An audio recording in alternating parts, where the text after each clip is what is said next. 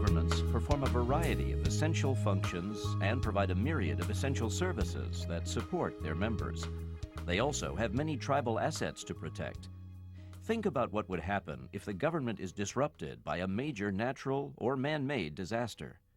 For example, suppose heavy rains fall for days, flooding creeks and rivers on tribal land to record levels. As the waters rise, the tribal council issues an evacuation order. The tribal police, with assistance from other tribal departments, carry out the evacuation. All tribal members, animals, and visitors reach safety before the flood crests. At flood peak, only one road remains open from the reservation. The tribal council office building is flooded.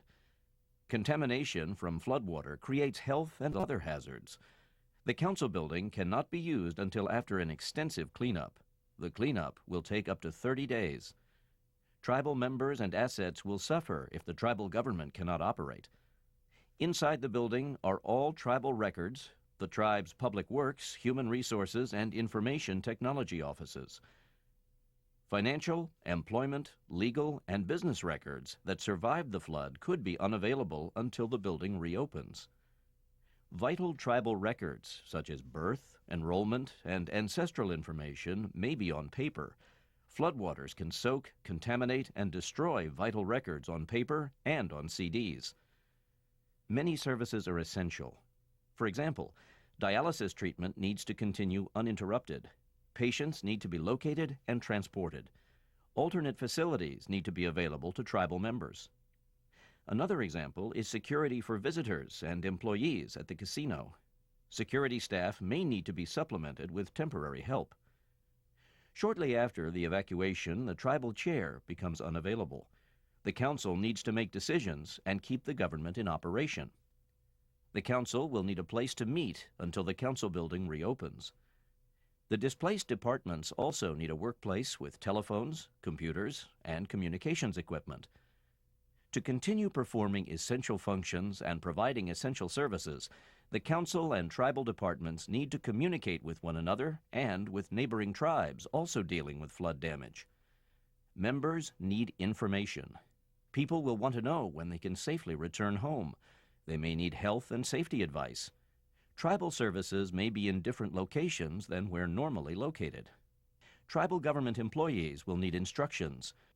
The loss of office space means that everyone cannot continue usual work.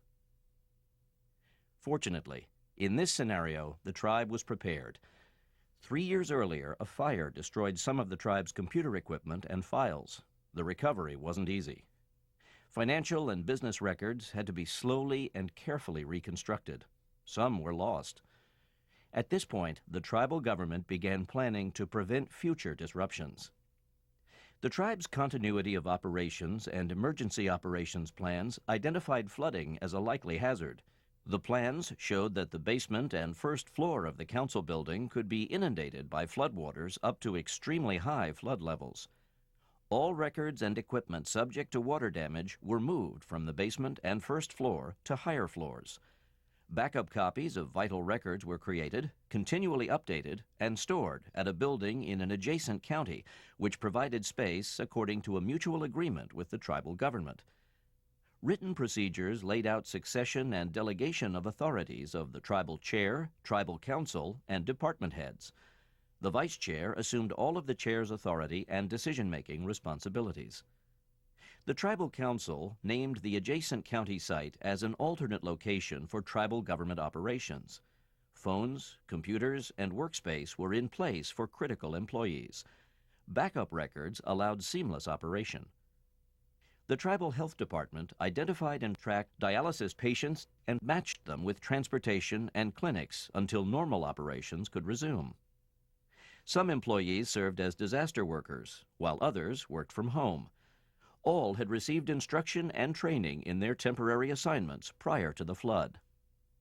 Public Works and temporary disaster employees handed out leaflets with information and instructions for members.